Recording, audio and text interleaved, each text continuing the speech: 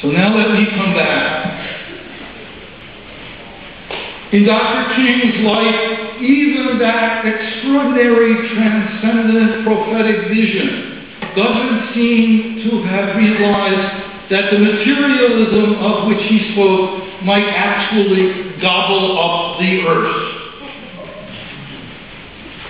Our realization in the last 40-some years of the danger that materialism run amok is actually gobbling up the earth, in which, not on which, in which we live, is a discovery of our last generation. And the question is, what do we learn to do? Now some people would say, listen, it's all our fault. I drive cars, I fly airplanes. That's as true as it is that people who smoke cigarettes are addicted to nicotine. But there are drug lords who create that addiction. You know, call them drug lords because it's more or less legal. But great tobacco, big tobacco, instills that addiction. And big oil and big coal and big auto have created a society in which it's almost impossible not to be addicted to fossil fuels and to the poisoning of the planet. They are the drug lords of our generation, and they are far more lethal than the drug lords of cocaine or tobacco or alcohol. Far more lethal.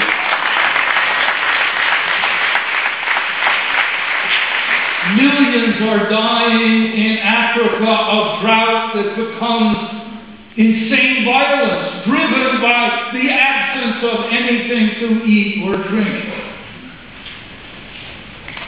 And that encroaching disaster that I refuse to call global warming, because on a night like this, warming feels so good. Global scorching is a more honest description. The encroachments of global scorching beginning to approach even the prosperous societies that are helping to poison the planet.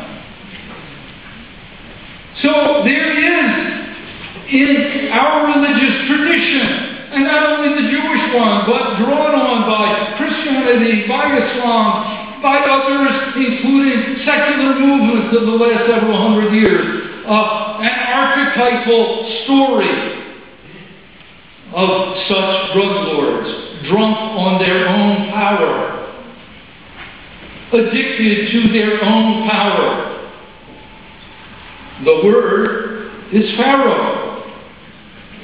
And on the night before he was killed, Dr. King echoed that story when he talked about standing on the mountaintop, as Moses did, looking at a land that he might not enter, but that the people must and would. Big coal, big auto, big oil are the pharaohs of our generation, even more than any single government.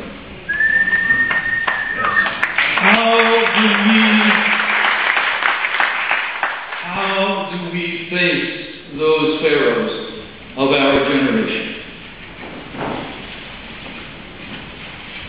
Well, Moses, at that bush that burned with passion and compassion, heard two ways, two names of God and the universe that made it possible for him to face the Pharaoh. One was the name in Hebrew, Ehyeh, Asher, Ehyeh, the future tense.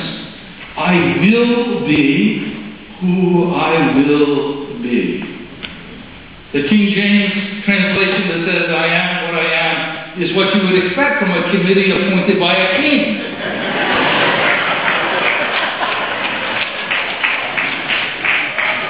I will be who I will be, and therefore you can be who you will be. The universe becomes. And we must understand that we can unlock the prisons of our own addiction and of the drug lords who addict us. Those prisons are the prisons built by Pharaoh, and we can become. The universe is not imprisoned by those prisons, by those pharaohs. And there was a second name. At the burning bushes is that God said, and besides that, I have a nickname. And what's the nickname?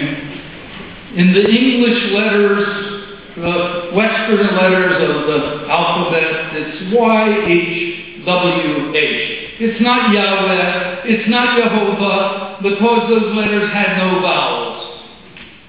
And I'll pause for a moment and invite you to try to pronounce YHWH with no vowels. It either can or can't be done, depending on what you think pronunciation is.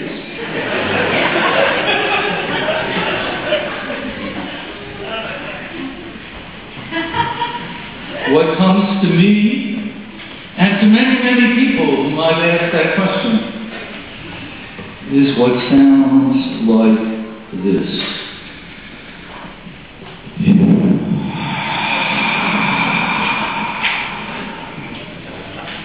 A breathing. Not a Hebrew word, not an Egyptian word, not a Sanskrit word, not a Latin word or a Greek word or an English word or a Chinese word or a Russian word or an Arabic word. In every language of every human community, there's breathing.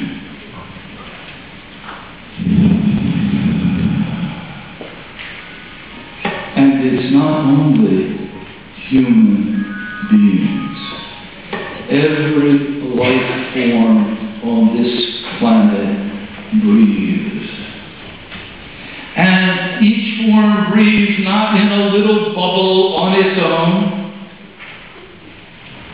It's interbreathing. The Latin word is conspiracy.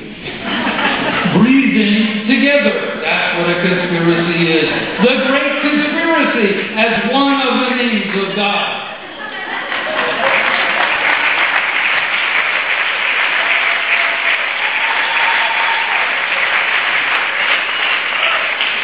What we breathe in is what the trees have breathed out.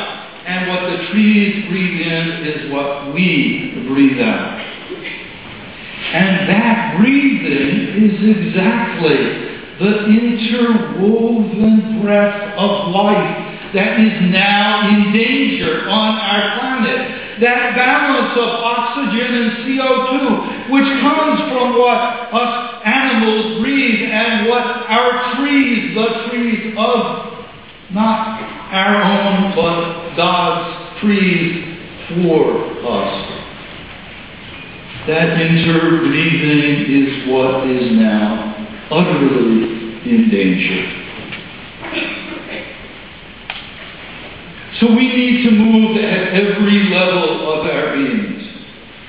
We need to remind ourselves of that great interbreathing in our religious ceremonies, in our political action, in our educational gatherings.